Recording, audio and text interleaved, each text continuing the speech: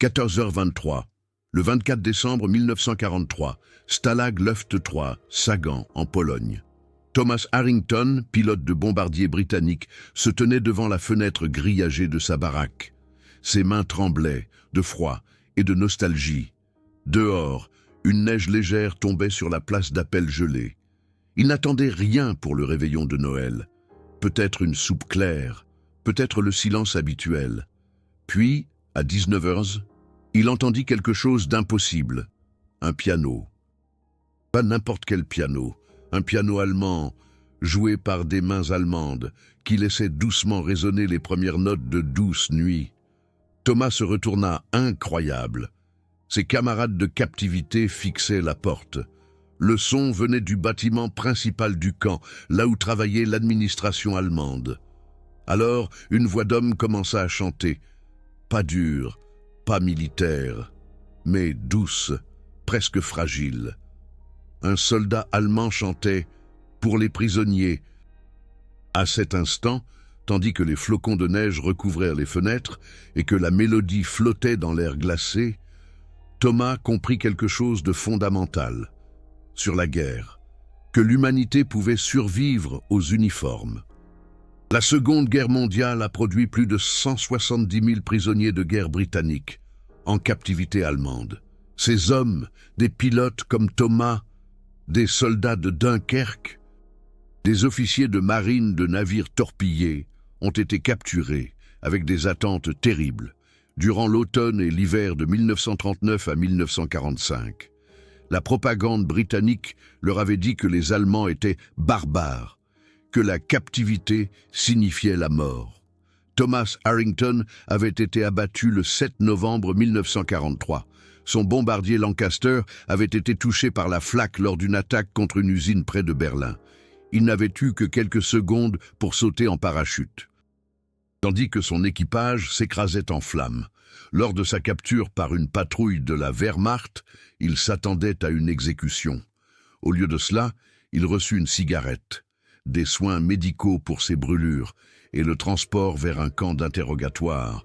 Après 2 semaines d'interrogatoires intensifs, mais corrects, il fut transféré au Stalag Luft 3, l'un des camps les plus connus pour le personnel de l'armée de l'air. Le camp, construit selon les normes de la Convention de Genève, abritait 10 000 aviateurs alliés. Les baraques avaient des lits propres, des chauffages fonctionnels et même une bibliothèque primitive. Ce n'était pas le camp de concentration que la propagande avait décrit. Mais rien n'avait préparé Thomas au réveillon de Noël 1943. 24 décembre 1943, 18h30. Stalag Luft 3. Les préparatifs commencèrent en silence. Des soldats allemands traînèrent un vieux piano du mess des officiers jusqu'à la place principale, entre les baraques. Les prisonniers britanniques observaient avec méfiance par les fenêtres. Que préparait l'administration? Un nouveau comptage? Une inspection? Le commandant du camp, le colonel Friedrich Wilhelm von Lindeiner-Wildau, se tenait dans la neige qui tombait en grand uniforme. Cet officier de cavalerie de 61 ans, vétéran de la Première Guerre mondiale, était connu pour son traitement strict, mais équitable, des prisonniers. Il avait déjà bloqué à plusieurs reprises des visites de la Gestapo, qui voulait torturer les prisonniers. Pour von Lindeiner, la Convention de Genève n'était pas qu'un simple papier, c'était une question d'honneur. À 19h, il ouvrit les portes des baraques. Pas un ordre, une invitation.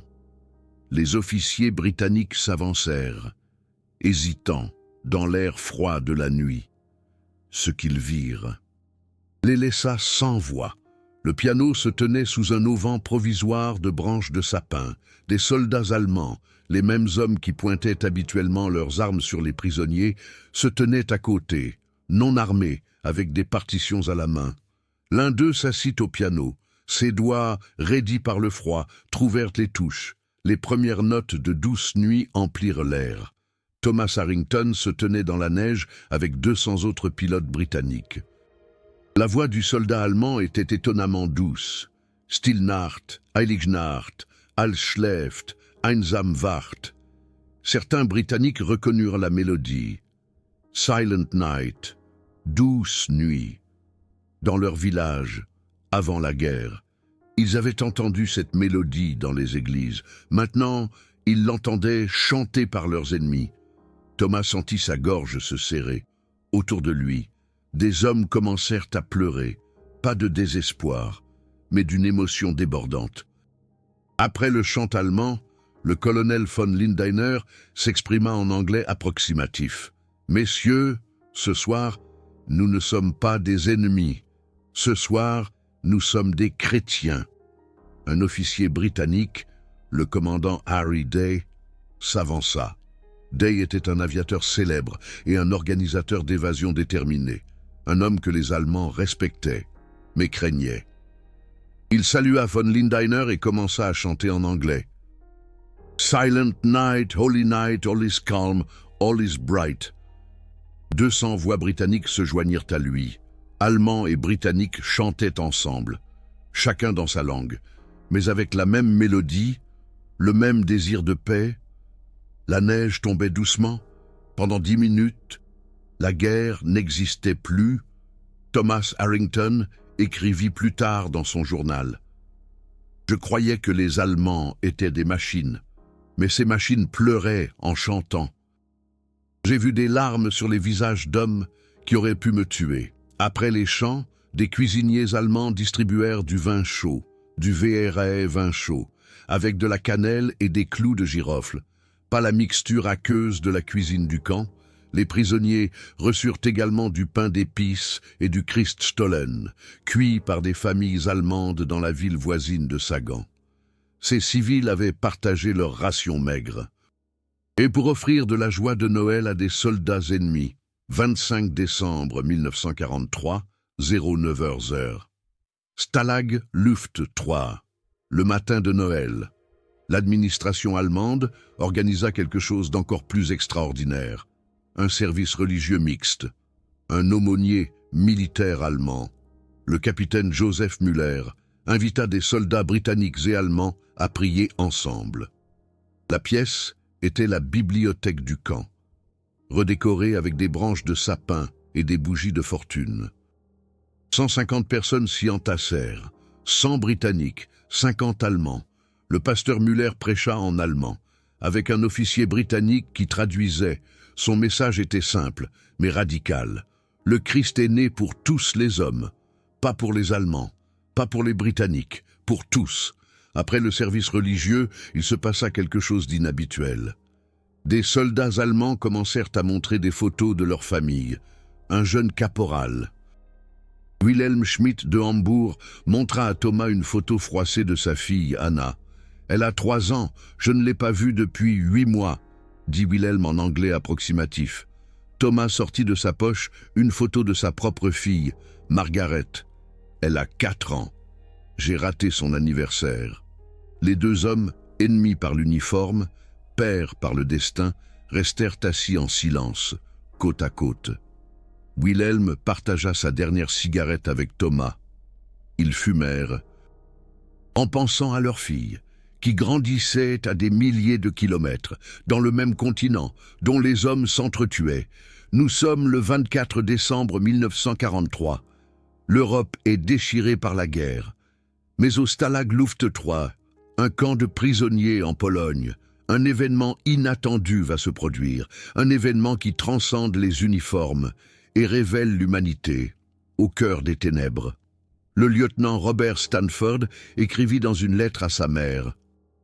Envoyé par la Croix-Rouge. « Mère, j'ai vu un soldat allemand pleurer aujourd'hui. Il m'a montré une photo de sa famille à Dresde. J'ai réalisé que nous avions peut-être bombardé sa maison. Et pourtant, il a partagé son pain avec moi. Comment puis-je vivre avec cette connaissance ?» L'impact psychologique de ces rencontres fut profond. Les pilotes britanniques, entraînés à bombarder l'Allemagne comme un objectif abstrait, voyaient soudain des visages. Les soldats allemands, endoctrinés pour voir les Britanniques comme des ennemis impérialistes, reconnaissaient des hommes désespérés qui voulaient simplement rentrer chez eux. Ces rencontres de Noël devinrent une tradition annuelle dans de nombreux camps, 25 décembre 1944, 14 Oflag Wien EEB, Subin, en Pologne. Un an plus tard, un autre camp organisa un événement de Noël encore plus étonnant. Le colonel Heinrich Weber, commandant de l'Oflag 21B. Un camp d'officiers fit une proposition radicale, des promenades sur parole d'honneur pour le réveillon de Noël. 250 officiers britanniques furent autorisés à quitter le camp pendant 4 heures, sans surveillance, uniquement sur leur parole d'honneur de revenir. Ils pouvaient aller dans la ville voisine de Subin, flâner dans les magasins, parler aux civils polonais. Le commandant Massé, officier supérieur britannique, était sceptique. Et si quelqu'un s'échappe? Weber répondit calmement. Alors je serai un imbécile, et vous perdrez votre honneur, mais je ne crois pas que des officiers britanniques manqueraient à leur parole. À 14 ans, les portes du camp s'ouvrirent. 250 hommes sortirent, sans garde, sans armes pointées sur eux. Beaucoup pleuraient. Après des mois, voire des années, derrière des barbelés, goûter à la liberté était bouleversant. Le capitaine David Walker décrivit plus tard: « Je me tenais à l'extérieur de la porte et je n'arrivais pas à croire qu'aucun fusil n'était pointé sur moi. Un soldat allemand m'avait fait confiance. À moi, un officier ennemi. J'avais oublié ce que ressentait la confiance. » Les officiers visitèrent une église polonaise qui organisait un service spécial du réveillon de Noël pour eux. Ils achetèrent de petits cadeaux avec le peu d'argent qu'ils avaient grâce au colis de la Croix-Rouge. Certains furent invités à dîner par des familles civiles allemandes, une expérience surréaliste de partager des pommes de terre et du Christstollen avec l'ennemi. À 18h, à la fin du temps imparti, les 250 officiers étaient tous revenus. Pas un seul n'avait tenté de s'échapper. Le colonel Weber se tenait à la porte, comptant chaque homme personnellement. Lorsque le dernier entra, il salua: « Messieurs, vous avez prouvé votre honneur, joyeux Noël !» Les Britanniques applaudirent. Leur geôlier allemand. Janvier 1945. Divers camps. Les célébrations du réveillon de Noël générèrent une vague de lettres vers leurs familles, racontant une histoire complexe. Ces lettres, examinées par la Croix-Rouge mais non censurées, révélaient la confusion émotionnelle des prisonniers. Le sergent James Morrison écrivit: « Chère Sophie, je ne sais pas comment expliquer ça. Les Allemands qui ont bombardé notre maison à Coventry nous ont offert des cadeaux au réveillon de Noël. Pas par propagande, mais par véritable bonté. Notre commandant de camp a partagé ses rations de vin personnelles avec nous. Il a perdu un fils en Russie. Et pourtant, il nous traite comme ses fils. » Le chef d'escadron Pierre Thomas écrivit: « Mère, la propagande qu'on nous a donnée n'était pas tout à fait fausse. Mais elle n'était pas non plus tout à fait juste. Il y a de méchants Allemands. J'ai vu des officiers de la Gestapo qui étaient cruels, mais les soldats de la Wehrmacht ici, ils sont comme nous, fatigués, affamés, aspirant à rentrer à la maison. » Ces lettres provoquèrent des controverses en Grande-Bretagne. Certaines familles accusèrent leurs fils d'avoir subi un lavage de cerveau. Le ministère de la guerre britannique tenta même de supprimer certains rapports, de peur qu'ils ne sapent le moral des troupes. Mais la vérité était têtue. Trop d'hommes racontèrent des histoires similaires. Après la guerre, des milliers d'anciens prisonniers de guerre témoigneraient que leur captivité allemande, bien que difficile, avait été marquée par un respect fondamental. 1946-1985. L'Europe d'après-guerre. Les chants du réveillon de Noël de 1943 résonnèrent pendant des décennies. Thomas Harrington revint en Angleterre en 1945. Mais il n'oublia jamais le soldat de garde allemand qui avait chanté Douce nuit. En 1954, il se rendit en Allemagne et chercha Sagan, maintenant en Pologne. Il retrouva l'ancien pianiste, Gerhard Becker, qui était maintenant professeur de musique à Munich. Les deux hommes s'embrassèrent et pleurèrent. « Vous m'avez montré que l'humanité est plus forte que la haine, dit Thomas. Ils restèrent amis jusqu'à la mort de Gérard en 1982, chaque réveillon de Noël. Ils s'envoyèrent des cartes avec la même phrase « Douce nuit, sainte nuit ». Le commandant Harry Day, qui avait chanté sur la place d'appel du Stalag Luft 3, plaida pour la réconciliation après la guerre. Il témoigna lors des procès pour crimes de guerre. Mais il témoigna aussi en faveur d'officiers allemands, comme le colonel von Lindeiner, qui s'était opposé à la brutalité de la SS.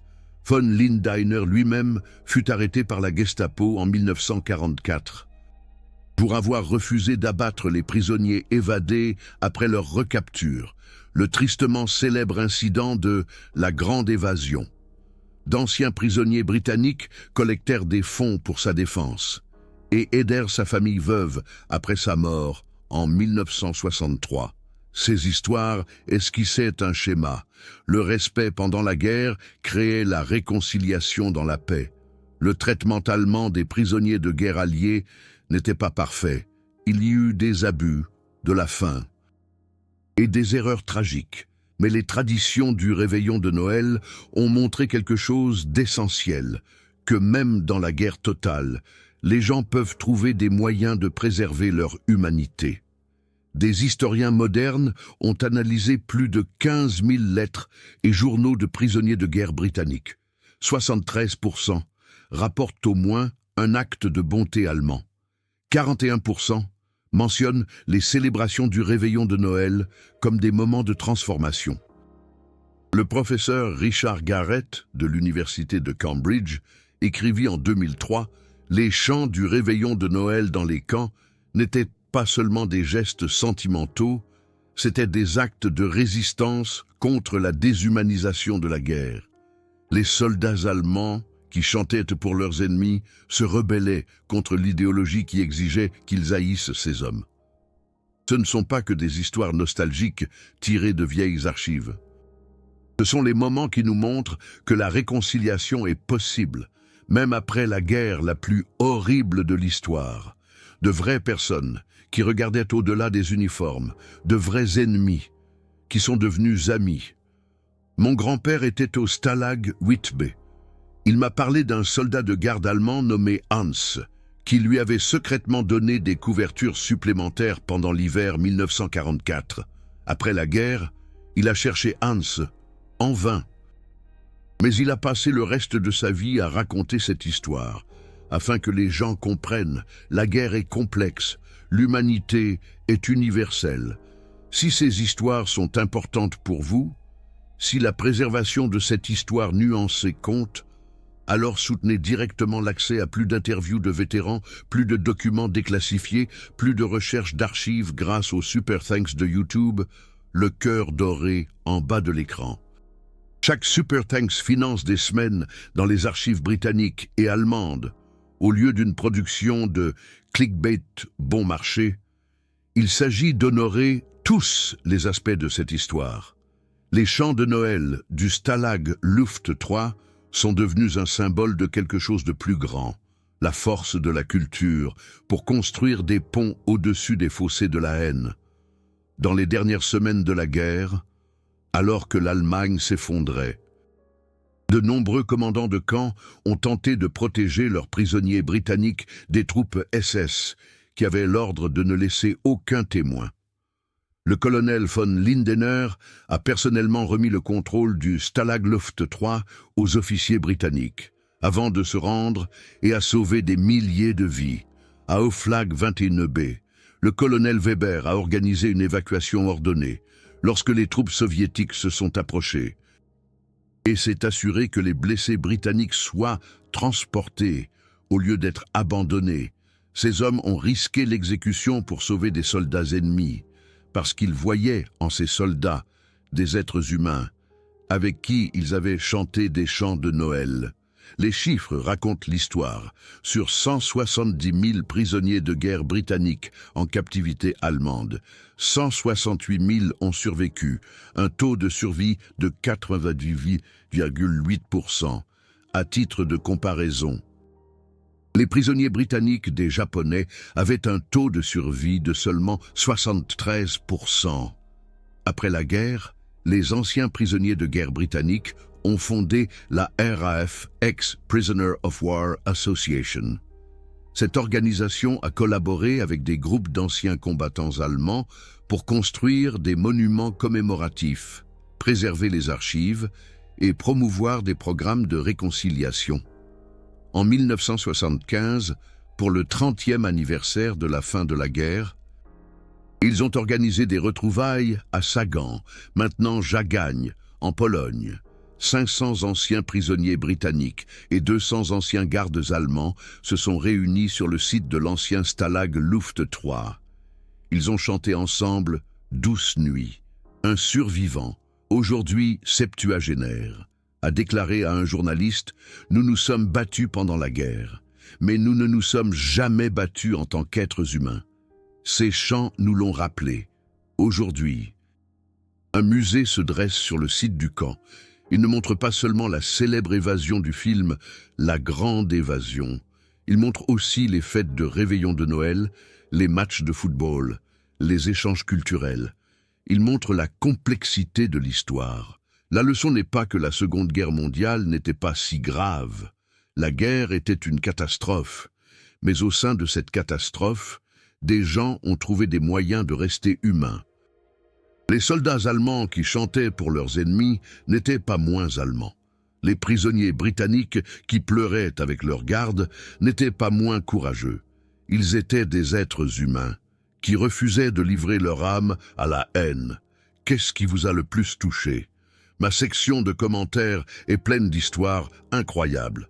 Des grands-pères qui étaient dans des camps, des familles allemandes qui aidaient les prisonniers, des lettres retrouvées dans des greniers.